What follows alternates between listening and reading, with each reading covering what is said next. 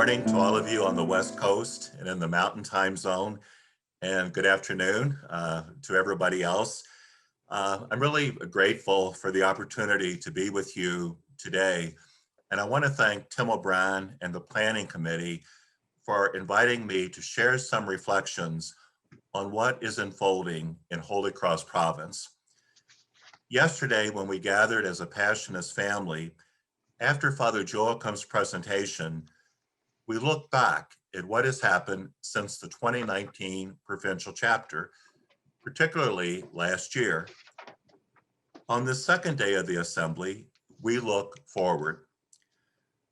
I want to offer a theological reflection for why we, the Passionist family of Holy Cross Province, can look forward not in fear, not in anxiety or distress, but in hope. And I will do that in three ways. First, I'll suggest that we can look forward in hope because signs of life are everywhere. They are not isolated or sporadic, but burgeoning and expansive. Second, I'll explain why we can trust and even give thanks for something we don't yet fully understand. Third, I'll suggest some ways we can strengthen and sustain this good and beautiful thing that is coming to life. If we took a reading of Holy Cross Province today and tried to describe what we saw, we would have to say that signs of life are everywhere. Something graced and promising is emerging. Something new and fresh and exciting is coming to life, and has been for the last few years. Instead of contracting, we're expanding. Instead of lamenting all the things we cannot do, we are confidently embracing new projects and programs and joyfully celebrating new possibilities. As Tim O'Brien wrote in a recent Visioning newsletter, a tidal wave of energy has been unleashed. I'm not from California and I'm not a surfer, but we need to keep riding that wave. So much creative energy has been unleashed in Holy Cross Province over the last few years that has resulted not only in new life and growth, but also in joy and confidence and enthusiasm as we continue to move from vision to action. A leadership team is talking about new forms and structures of leadership, while an aptly named community and transition team is reflecting on different ways to imagine and experience Passionist community life. And as a ministry team is not only exploring, but also implementing new models of ministry. A charism formation team is confirming the power and attraction of the Passionist charism as more and more people feel called to embrace it in their lives. In fact, some are exploring the possibility of a lay association. A communications team is enthusiastically adopting new ways of sharing the good news of the Passionist family. Amidst all of this, the Laudato Si team regularly reminds us of the integral connection between the Passionist charism and Pope Francis's call to see care for the earth as an indispensable part of a life of discipleship. We see this new life in our retreat centers. Instead of concluding there was nothing they could do during the pandemic, they responded with new initiatives to those who were suffering and in need, and amidst a very challenging situation, found new ways of ministering to retreatants and the larger community. This same vitality is manifest in our parishes, where they are responding to the signs of the times with programs on racism, the environment, and so many other challenges. Over the past few years, the Passionist Solidarity Network has been revitalized, reaching a much broader audience through its newsletter and many other initiatives. And for many years now, the Passionists alumni, through the vision and leadership of the Alumni Council, through its frequent newsletters and memorable reunions, have demonstrated again and again how resilient the bond is that joins all of us together as a Passionist family. If we took a reading of Holy Cross Province today, we would see that new leaders have emerged because new voices have been listened to, because perhaps once overlooked talents have been recognized, affirmed, and welcomed, and because we have grown to a deeper sense of how much better things are for everybody when we acknowledge our deep interdependence and our abiding need for one another. All of this has resulted in a deepening of relationships among us, a deepening of trust and comfort with one another, a recognition of how much we can learn from and be enriched by one another, and how much joy and meaning and purpose and satisfaction we experience when we come together to devote ourselves to something that truly matters. That is why it is so fitting that we now talk of ourselves as a family. This reading of Holy Cross Province reveals that something immeasurably hopeful is coming to life. Something blessed is emerging that needs to be recognized, affirmed, celebrated, and sustained. But it also reveals that profound and pervasive changes are underway. Dramatic shifts are taking place in how we see ourselves, in how we talk about ourselves, in how we interact, operate, and minister. There is little that is not changing, little that is not in transition. So we find ourselves in a liminal space, straddled between what once was and what is not yet fully born. Holy Cross Province today is decidedly not what it was 20, 10, or even 5 years ago. We are not completely sure what the future will be, but we know Holy Cross Province cannot go back to what it was. At moments of notable transition, the temptation is to resist and pull back. That's not surprising, because we know the shifts that are underway will challenge and stretch everyone.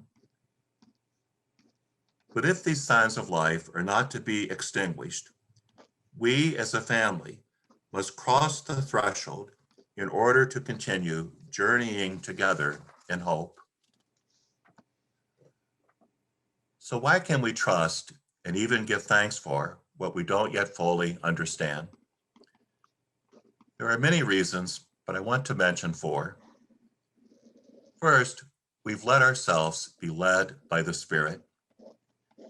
In 1 Thessalonians chapter 5, verse 19, Paul tells the Christian community there, do not quench the Spirit.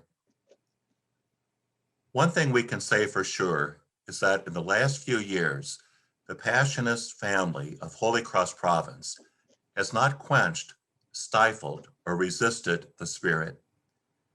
Rather, we've allowed ourselves to be led by the Spirit, and in doing so, discovered that whenever the Spirit leads, the result is life, energy, creativity in abundance, and joy.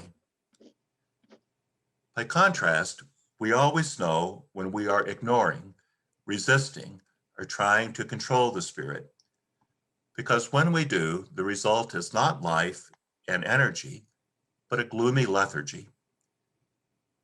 We may be comfortable in that gloomy lethargy, but we aren't really living. We're comfortable, but journeying nowhere. When the Spirit is leading, you throw caution to the wind. And in very hopeful ways, something like that is happening in Holy Cross Province. There's a parallel to the story of the newly born church that is recounted in the Acts of the Apostles.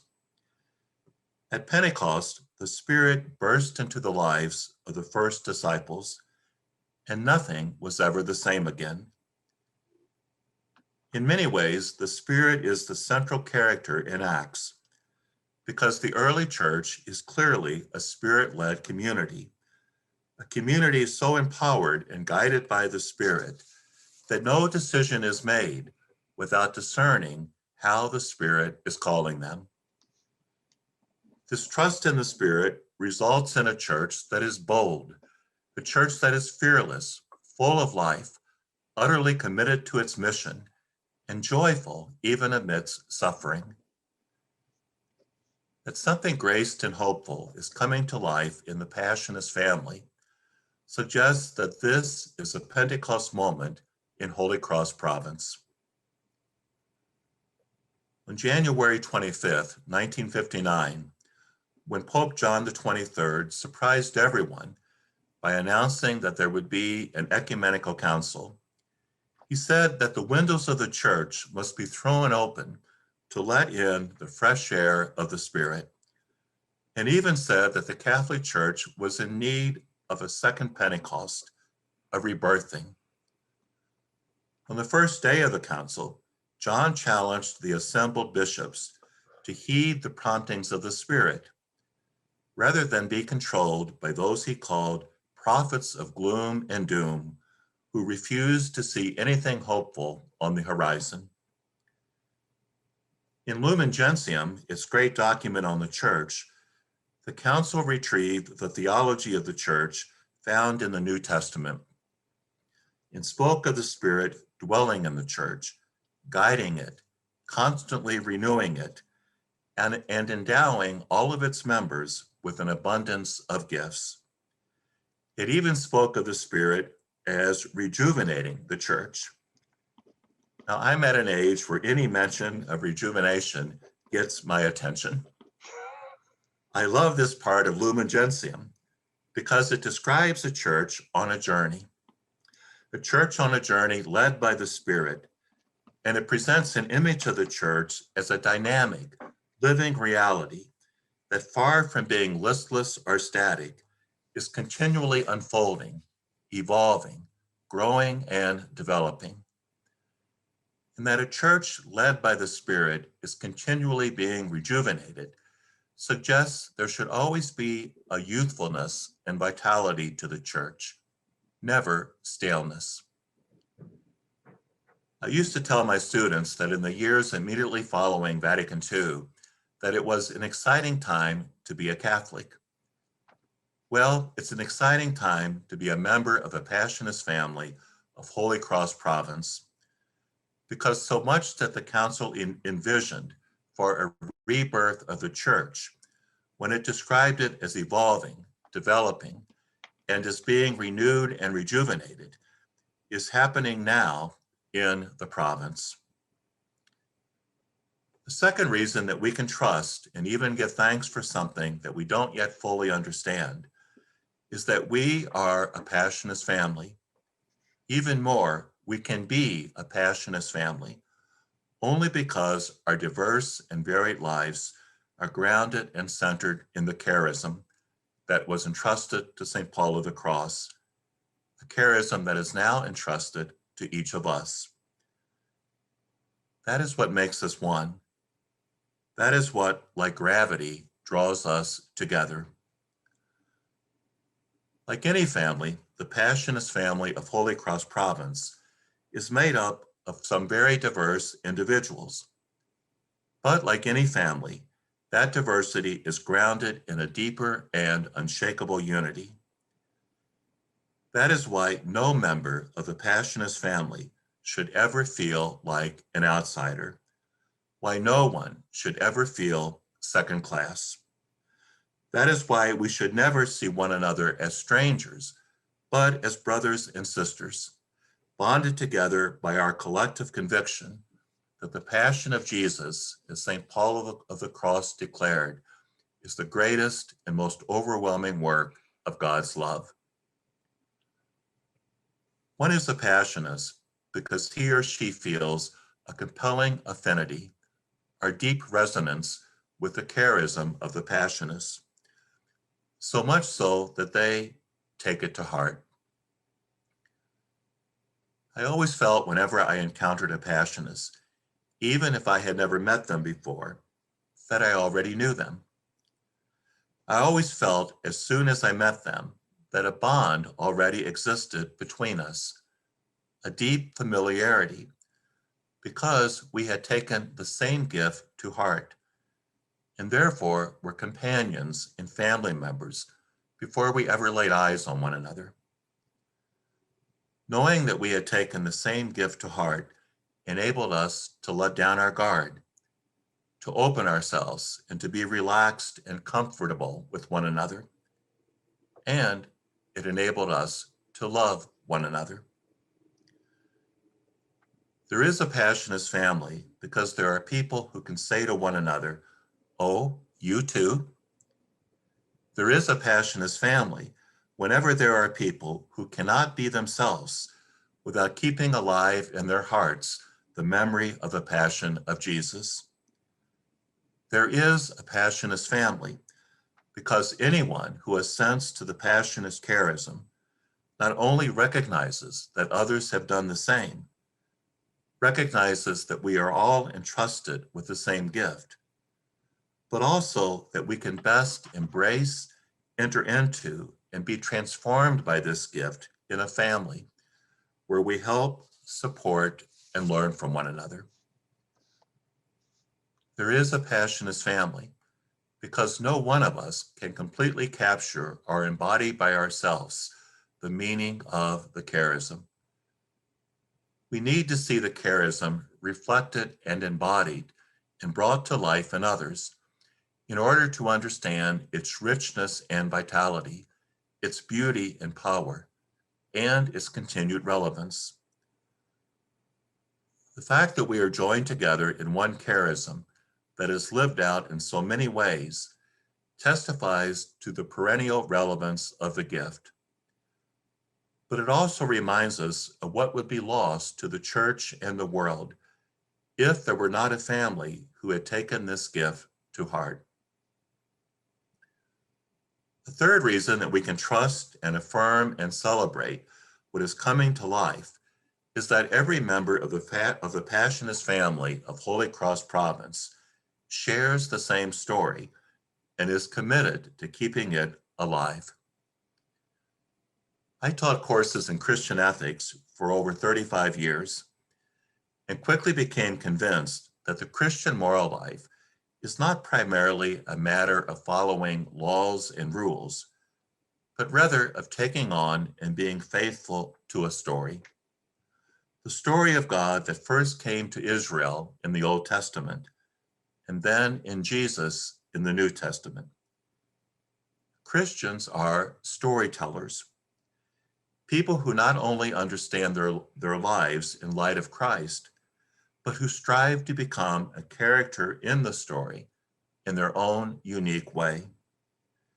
Christians are baptized into a story they are convinced is worth handing on and remembering because it is good news for the world.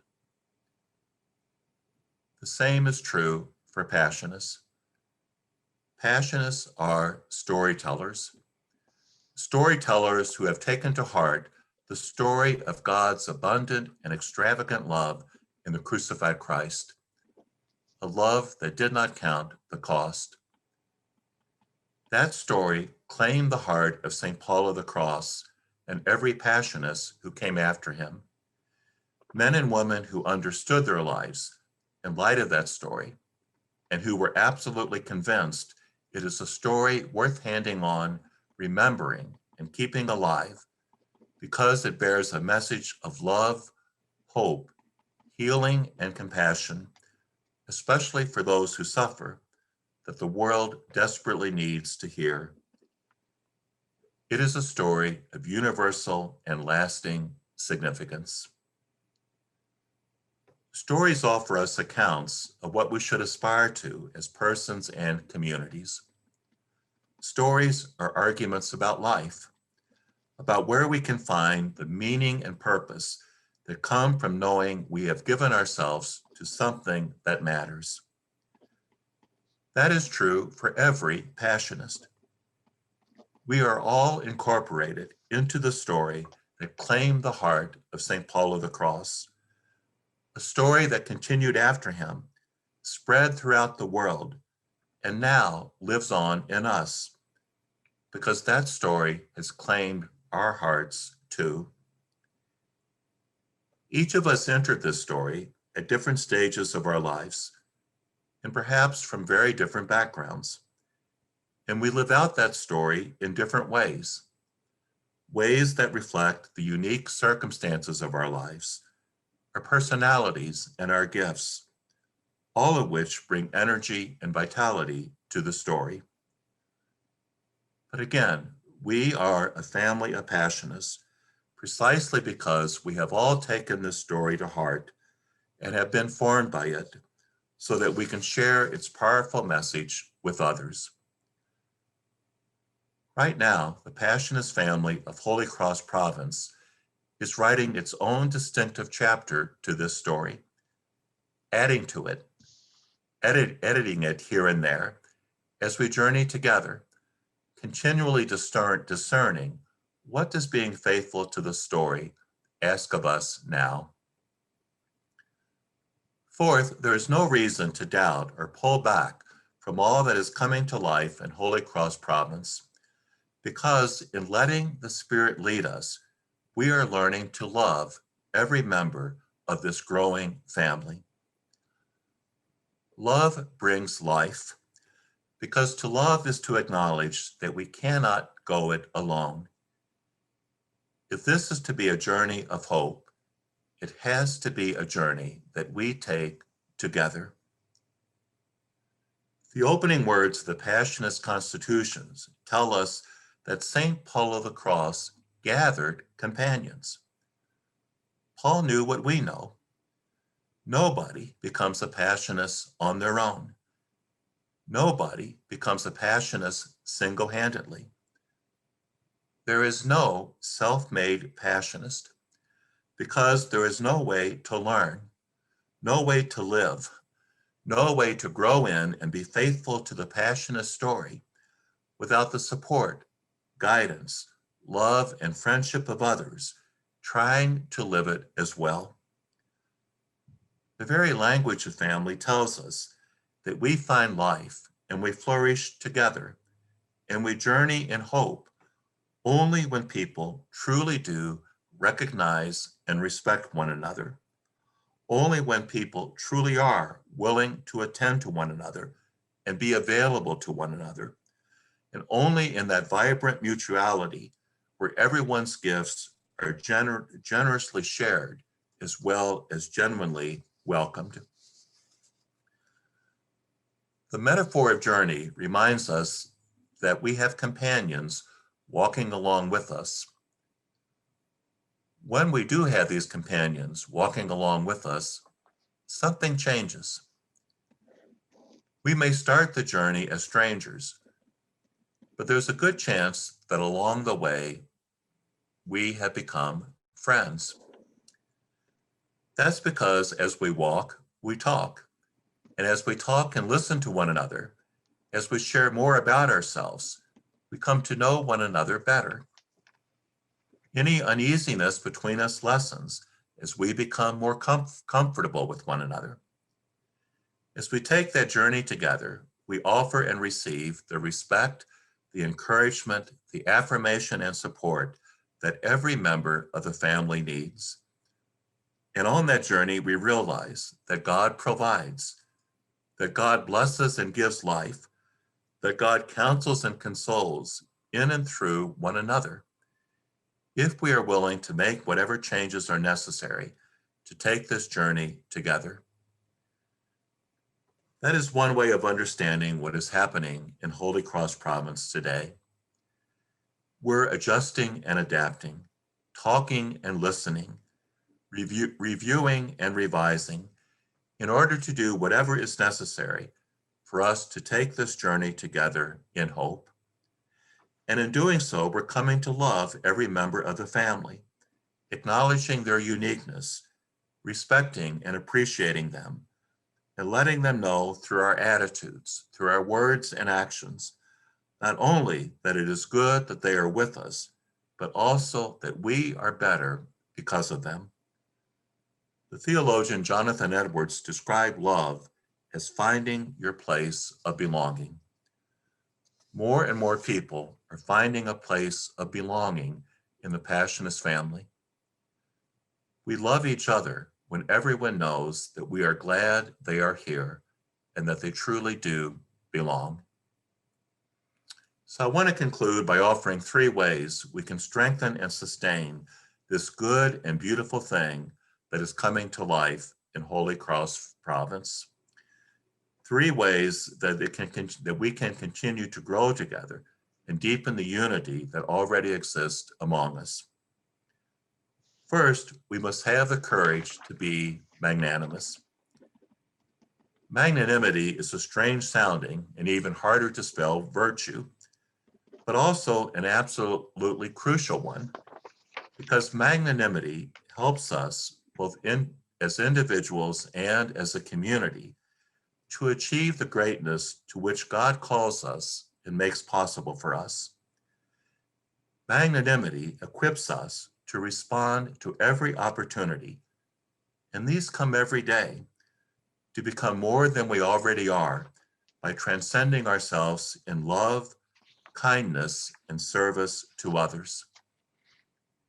Thomas Aquinas defined magnanimity, which literally means to be of great soul or great spirit, as a certain aspiration of the spirit to great things.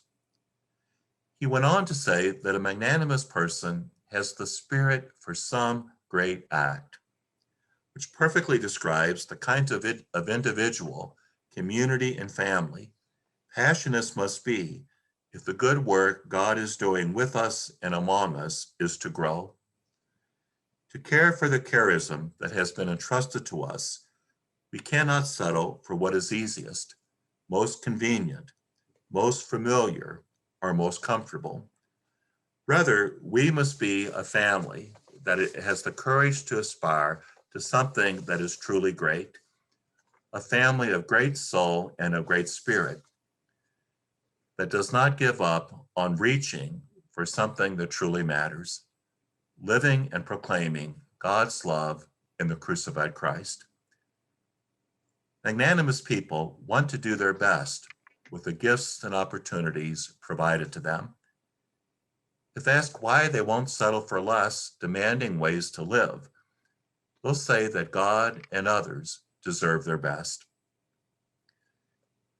8 years ago, in a talk that he gave to students of Jesuit schools, Pope Francis said that the most important element to their education was to learn to be magnanimous. He said magnanimity means having a great heart, having greatness of mind. It means having great ideals, the wish to do great things in response to what God asks of us. This beautiful and good thing that is coming to life in Holy Cross Province will continue to grow if we as a Passionist family are people of great heart and greatness of mind, people who refuse to forsake the great ideals and who together pursue great things in response to what God asks of us. Second, the Passionist family will continue to grow if it practices creative fidelity. The term comes from the French philosopher Gabriel Marcel. Creative fidelity reminds us that caring for the Passionist charism and story requires skill, insight, imagination, innovation, flexibility, and spontaneity. Creative fidelity helps us respond wisely and well to changing circumstances and events, to challenges and obstacles, and to pretty much everything that life might throw at us. With creative fidelity, we take responsibility for the future, for the sake of something good that we don't want to die. Obviously, creative fidelity requires a commitment to both personal and communal prayer, and ongoing discernment of what is being asked of us now. Finally, we will continue this shared journey and hope if we commit to nurturing the love that is coming to life among all the members of the family. We do this when every member of the family is seen and valued. We do this when we have time for one another and are truly present to one another. In fact, Marcel described presence or availability as the key element of creative fidelity. We do this when we continue to listen and learn from one another with true openness, humility, mutuality, admiration, and respect. We do this when we have goodwill toward every member of the family, seek one another's good, help one another along with encouragement and support, are willing to forgive one another, and are genuinely grateful for every member of the family. We do this when we find opportunities for conversation and sharing with one another, as well as times to celebrate and honor one another. Frederick Buechner said that the grace of God means something like, here is your life. You might never have been, but you are, because the party wouldn't have been complete without you. We will never have to worry about the future of the Passionist family of Holy Cross Province, as long as we do all that we can to let every member of the family know it's good that you are here, because the party would not have been complete without you. So I thank you for this opportunity to share these reflections with you today and hope that it leads to some fruitful and interesting conversations. So thank you very much.